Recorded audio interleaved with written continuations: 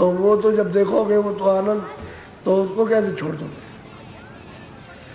अब वो जो कहते हैं समर्पण हो जाओ, अब उनमें मतलब है कि उनके हो गए तो उसको ले जाएंगे, कि वो जो कहेंगे वही करेंगे, फिर वो महात्मा ले जाते। तो इन्होंने जो देखा लखा, अपनी आप से देखा, वो वहां जाके देखा, कोई ऐसा थोड़ी कि वो ऐसे ही कह रहे पढ़ के कुछ देख रहे हैं। और हर वक्त देखते हैं, 24 घंटे जाते हुए आते हुए हर वक्त देखते रहो। अब जब रास्ता खुल जाता है तो सब दिखाई देता है। बोलो। तेना पुण्य रचा पिंड ब्रह्मंडा सातो दीप और नौखंड। कहते हैं कि उन्होंने ये सब रचना रची है यहाँ की, और स्वर्ग वैकुंठ की और अपने सूक्ष्म लोक की। कहते हैं कि 3 लोक के मालिक। अब इनको राज मिला हुआ 3 लोक के मालिक, ऊपर में तो है ही वो ब्रह्म वाल, उनका अलग राज है, इनका तो राज वहाँ नहीं है। और फिर पार ब्रह्म का उनका अलग है। अलग अलग महापुरुष ने, सत्पुरुष ने जो इनको दिया है तो तपस्या के एवज में बख्शीश में दे दिया। लो अच्छा ठीक है, तो ये सुरतों को दान में दे दिया। खैरात में मतलब ये है कि उनके सुपुर्द कर दिया, तो जाओ इनको ले जाओ। तो थोड़ी सी तुरते उसमें क्या बूंद दे दी और क्या। अरे भाई सतलोक की मतलब एक बूंद उसमें से समुद्र में से दी है, और कोई दिया थोड़ी कुछ है, लेकिन इतने में बहुत कुछ है, बहुत। बोलो। ज्योति निरंजन इनको जानी ताको संत काल बखानी। बात कहते हैं कि भाई ये असल में बात यह है कि इन्हीं का ये लोग है, तो इनको काल क्यों कहते हैं कि इन्होंने ये सब रचना की और उसके बाद में फिर ये विधान बनाया और अधिकार दे दिया। आप मतलब क्या करते हैं, बस ये कि और समय पूरा किया। उन्होंने कहा कि अच्छा अब समय तुम्हारा पूरा हो गया, श्वास दी, श्वासों की पूंजी खत्म, अच्छा चलो तुम निकलो यहाँ से। तो निकालते रहते हैं, बंद करते रहते हैं, फिर निकाला, फिर बंद, इन्हीं जन्मा, फिर मरा, फिर जन्मा, फिर मर। इसलिए इनको काल कहते हैं, इसलिए काल कहते हैं। परिवर्तन कर देते हैं। अभी हमारा इनसे मोह लगा हुआ, और अभी हम बैठे हुए, अभी बस आ गए, कहा चलो तो निकलो, बात नहीं करने देंगे, देखने नहीं देंगे, मरने ले जाए। इन्हीं को काल कहते हैं कि हमारी इच्छा हमारी नहीं जाने की, नहीं मरने की, लेकिन मर ले जाते हैं। काल इसी का नाम है। और जन्मत मरण जो दुख होता है वो मतलब है कष्ट बहुत होता है, पीड़ा बहुत होती है। बोलो। यह जम काल जाल जग डारा जो धीवर मछ। अब वो प्रमाण देते हैं वो स्वामी जी महाराज के, भाई ये दोनों ने अपना ये विस्तार किया, जाल बिछाया, और कहते हैं कि भाई मछली से पकड़ने धीमर जाता है तो क्या करता है कि उसमें कांटे में लाठा लगाता है और कांटे को फेंक देता है, तो लाते का मुंह ऐसा रहता है, इधर तो जाएगा इधर रहेगा, और जब उसको लील लेगी लाते के दांत में तो फिर उल्टा हो जाता है, फिर वो जिगर में ऐसे छिप जाएगा। कहते हैं कि ठीक इसी तरह से जैसे झीमर में कांटे के साथ लाता लगा के पानी में फेंक दिया, मछली ने उसको ली लिया और फंस गए, वही इनके सबके साथ हो गया।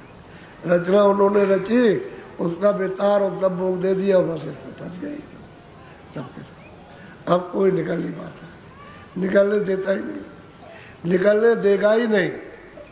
कौन निकल पाएगा? महात्मा कोई मिलते तो नहीं है, महात्मा मिले तब, और संत मिले तभी कुछ हो सकता हो। और संतों की खो तलाश किसी को है नहीं, कोई जानता नहीं कि भाई ऐसे अचानक भी मिल जाओ तो बात अलग है, लेकिन वैसे खोज नहीं करते। बोलो। दशयोतार निरंजन का। अब वो गोस्वामी जी महाराज कहते हैं कि मैंने तो खड़े होके देखा अपनी आंख से कि 10 अवतार इन्हीं के, ऊपर के नहीं, 10 अवतार इन्हीं के निरंजन भगवान, इन्हीं के नीचे से भेजे हुए। तो बताओ, वो देख करके कह रहे, और आप मतलब ये कहते हो कि ये है वो है, क्या है ये? वो तो एक के ऊपर है, इनके ऊपर में ब्रह्म का आत्मत है, उनसे डर है, और ऊपर बैठे पार्वती उनसे डरे, ऊपर बैठे महाकाल को उनसे डरे, और उनको सतपुरुष विराजमान हो, उधर कोई डर नहीं है। डर तो सभी नहीं को है, वहाँ तो डर का काम है नहीं। वहाँ तो मतलब कोई चीज़ परिवर्तन होती नहीं है, जो है वही है। वहाँ न कोई मरता, न कोई जन्मता, न वो तो अखंड है, अविचल है, एक रस है। वहाँ डर का कोई काम ही नहीं, डर वहाँ जाता ही नहीं, डर का कोई खोल ही नहीं वहाँ। तो ये डर तो इन लोगों को कहेंगे मेरा राज मिल गया भाई, ये बात है। बात तो असली है। बस करो, आप जाने वाले हो, क्योंकि कल तो कार्यक्रम जो है इतना पूरा हो गया। सत्संग तो ऐसे रोज होता रहता है, रोज होता रहेगा, उसमें तो कोई। लेकिन अब आप जिस निमित्त से आए हो, चलो 4-5 दिन चलो सुने आएंगे, चल के कुछ अपनी व्यथा, कुछ पीड़ा, कुछ ये कुछ वो, उस साधन भजन का कुछ कहेंगे, कह के आएंगे, तो चले आते हैं इस तरह से। बहुत अच्छा, आपने अच्छा किया, उस समय का सदुपयोग हुआ, ये समय दिया अति उत्तम, ऐसा समय मिलता भी नहीं। और हमने तो परसों ही कह दिया कि भाई आप लोग जिस जिस तकलीफों में हो, यहाँ जो भी आया सत्संग सुना, उसने मतलब ये क्या रहा, तो उसको लाभ तो सब, शारीरिक स्वार्थ और परमार्थ, आत्म लाभ भी और शरीर का लाभ। अरे अब ये कहो कि तुम मतलब के हमारा बिल्कुल साफ कर दीजिए, तो ये नहीं हो सकता, क्योंकि साफ करें तो कल मरते हो, कल खत्म हो जाओगे। जब सफाई होगी सबकी, तो कल खत्म होते फिर कुछ नहीं रहेगा। तो गुरु महाराज कहते थे कि प्रारब्ध कर्म, क्रियावान कर्म, अगर इन दोनों को नाश करते हैं तो खत्म हो जाएगा। तो जब आप प्रारब्ध जब मिली है, उसके साथ में भोग मिला है आपको, यानी स्वास्थ्य के ऊपर में वो जो तकलीफ है वो आपको मिली है, कहीं तकलीफ, कहीं ये, कहीं तकलीफ, कहीं सुख, कहीं तकलीफ, कहीं आराम, वो जो आपने किया उसके साथ अगर उसको खत्म किया जाए तो खत्म हो जाएगा, आदमी पूरा जाता है, शरीर ही बदल देगा, रहेगा ही नहीं शरीर। तो उसको तो धीरे धीरे धीरे धीरे मालिक की याद करके जड़ी बूटी रखो या कुटाई करो, तो उससे धीरे धीरे धीरे धीरे जड़ी बूटी से वो नशा चढ़ जाएगा, ये पता नहीं चलेगा। दुख तो उसमें जाता है, लोभ होता है। जैसे तकलीफ है, शरीर में बहुत पीड़ा हो रही, उसने एक इंजेक्शन मार दिया, तो अब पूछा कि आप, कह लगे अब तो दर्द नहीं हो रहा, तो दर्द कहीं गया थोड़ी है, लेकिन वो इंजेक्शन जो लग गया ना उसकी वजह से उसे पता नहीं चलता। जब उसका नशा उतर जाएगा तो फिर उसके बाद दर्द होने लगेगा, तो यही है। तो जब नाम का अगर असर चढ़ जाए तो तकलीफ चली जाए। इस लोग कहते हैं कि भजन करो तभी दुख जाए, फिर मतलब ये वो रोज नहीं आएगा, वो तकलीफ चली जाएगी। लेकिन आप करते ही नहीं भजन, करो तो क्या फायदा, यहाँ सबको होता है। अब वो बात अलग है, किसी को कम, किसी को ज्यादा। अब ये कहो कि सबको एक बराबर हो जाए, तो वो बात, तुम अगर बराबर हो जाओ सब, तो फिर बराबर भी हो जाए। बराबर तो होते नहीं है, कभी छोड़ते हो, कभी करते हो, कभी ना करते हो, कभी हाँ करते हो, कभी कुछ कहते हो, कभी कहते हो हमसे भजन नहीं होता, हम नहीं करेंगे, कभी ये काम नहीं छोड़ेंगे, वो करेंगे, उसको करेंगे, वो करेंगे। अभी ये सब बात है ना, तुम तैयार रहो तो ठीक है। अब तैयारी तुम्हारी होती नहीं है, ये बात।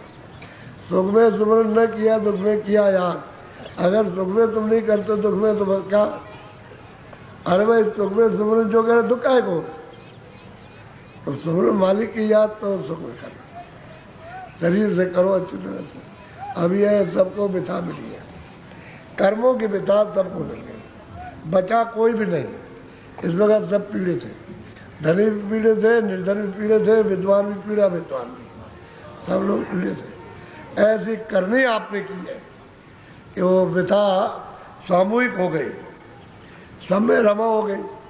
अब उससे सब लोग व्याकुल।